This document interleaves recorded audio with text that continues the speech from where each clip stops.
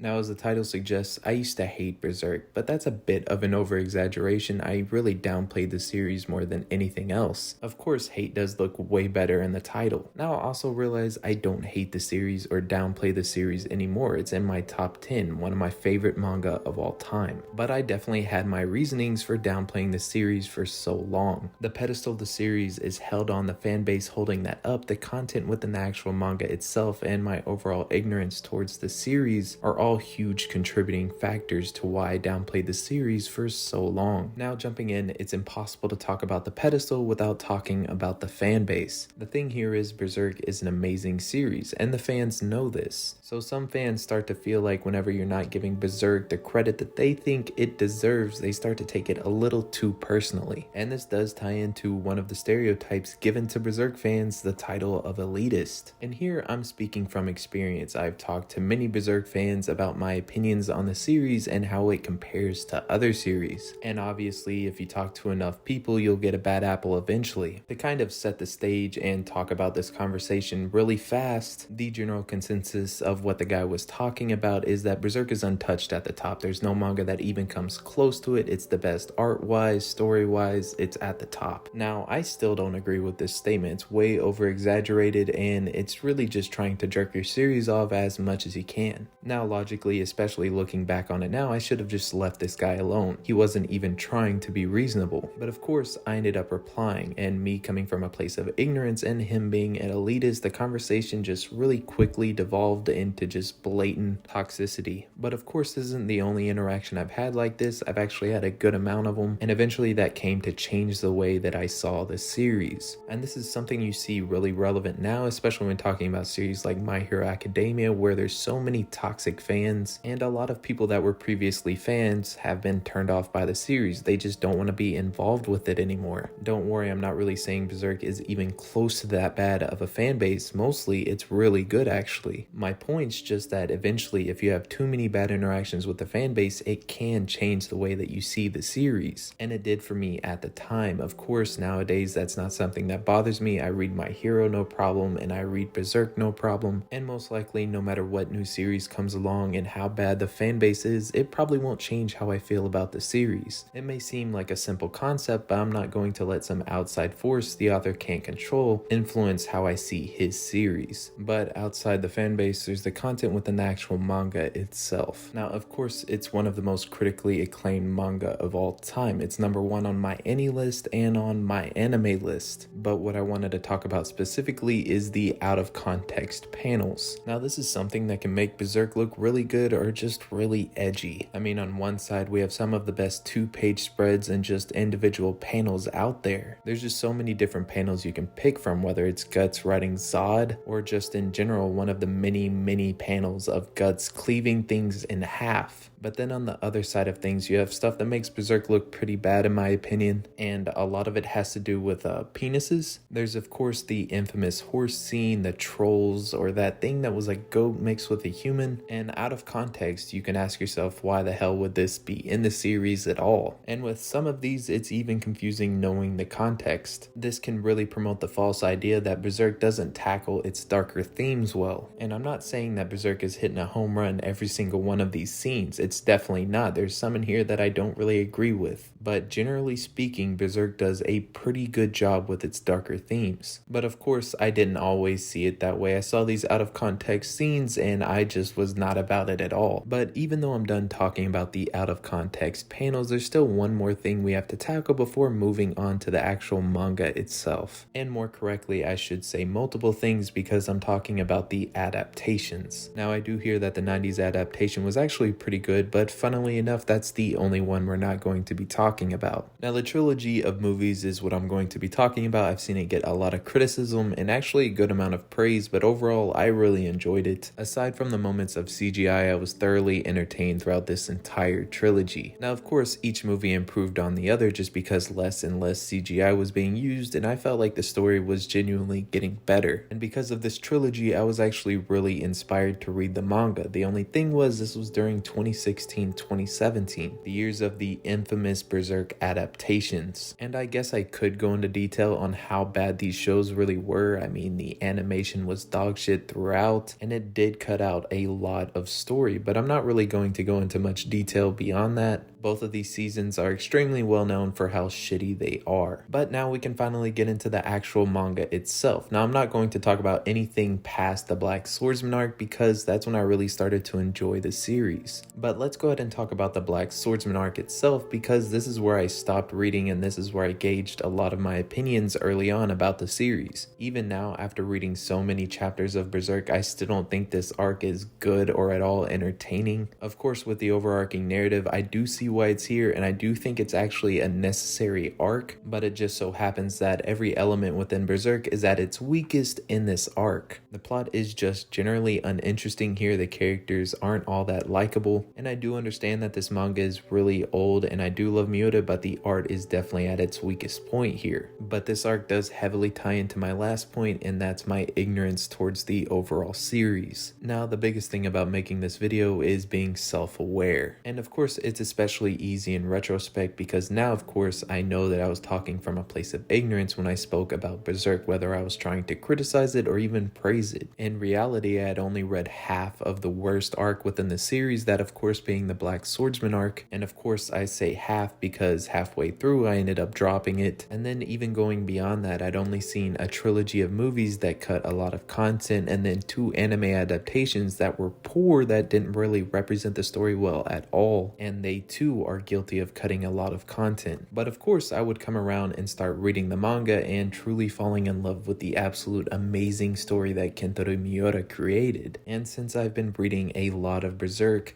I've been really wanting to talk about the series, and I figured this was the best place to start. And I do have a good amount of stuff planned for the future, so be sure to tell me what you guys thought in the comments below. I'm about halfway through the Millennium Falcon arc, so I'll definitely get to the chapter that just came out soon enough. Can't say I'm too excited to get caught up because of course this is a manga plagued by hiatus, but I'll catch you guys later.